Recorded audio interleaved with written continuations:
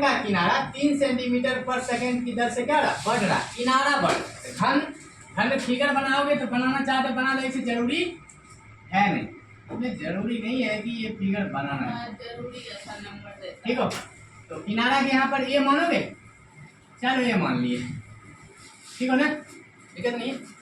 आ जाओ, किनारा का रहा एक परिवर्तनशील घन का किनारा 3 सेंटीमीटर पर सेकंड की दर से बढ़ रहा, किनारा बढ़ रहा, किनारा के माने दर से बढ़ रहा, दर से बढ़ेगा क्या होगा, डी टी का रहा 3 सेंटीमीटर पर सेकंड की दर से क्या हो रहा, बढ़ रहा है ना।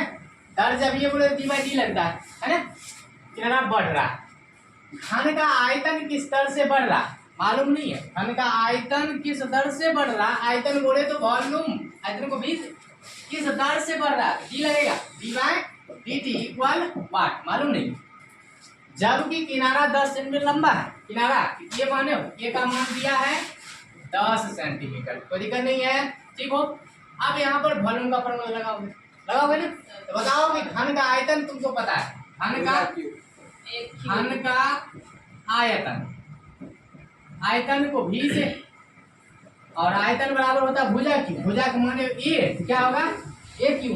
अब क्या करोगे, लिखोगे दोनों ओर है ना, टी के सापेक्ष। अब गलत करने पर टी के सापेक्ष काहे करेंगे, बोला नहीं है, अगर नहीं बोले तो टी के सापेक्ष करना है, बताएं तुमको क्या हो जाएगा, डी बाई डी टी भी equal d by D t a q. यहाँ पर आ जाओ, ये क्या होगा d v by D t x पर पावर एन, फिर फॉर्मूले वही बोला, एक्स पर पावर एन क्या होता है, n x to the power n minus 1 formula होता है, पावर छपो, ये का क्या होगा d a by D t होगा। अब ये तो मालूम करना, मालूम नहीं है 3 ये, इसको घटाओ क्या होगा 2 D a by D T. अब सबका वैल्यू रख दो, सबका वैल्यू रखना है तुमको, मान रखना, मान पुट करो, d v by D T equal 3 a का मान, ए का मान कहीं पता है 10 स्क्वायर है, 2 बार लिख दे 10 सेंटीमीटर है ना, सेंटीमीटर पूरे का होल स्क्वायर नहीं कर दो, ठीक हो। चलो इसका मान कहीं पता है, इसका मान दिया 3 सेंटीमीटर, 3 सेंटीमीटर पर सेकेंड, ठीक हो।